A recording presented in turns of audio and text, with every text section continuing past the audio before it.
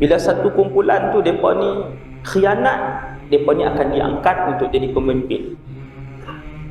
Dan bila ada satu kumpulan lagi hak nak buat kerja betul, hak tak minta upah apa, nak buat kerja betul, nak kembalikan Islam, nak sebarkan dakwah, nak buat program-program dakwah, yang ni akan dianggap sebagai pengkhianat. Benda-benda ni semua hak Nabi sebut ni, hak kita duk tengok hari-hari.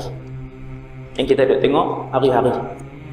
Ketika mana iman umat Islam berada pada tahap yang paling goyah, ketika mana majoriti umat Islam tak semayang, majoriti umat Islam berzina, majoriti umat Islam memperhambakan ibu dan ayah masing-masing, kemuncak kepada orang Islam, dia tengok satu benda, dia tak tahu halal ke haram.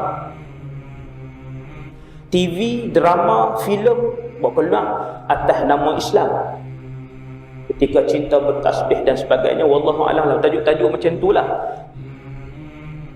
Tajuk-tajuk dengan nama Islam, tapi yang berlakon dalam tu tak tutup aurat, pegang lelaki perempuan, tetapi kesemua orang telah pun mengiyakan benda tu, tak ada siapa kata salah. Ketika benda haram, semua orang kata tak ada apa, betul. Dan ketika benda halal dikatakan tak boleh dan sebagainya, waktu itulah kemuncak pada keadaan itu akan keluar Dajjal.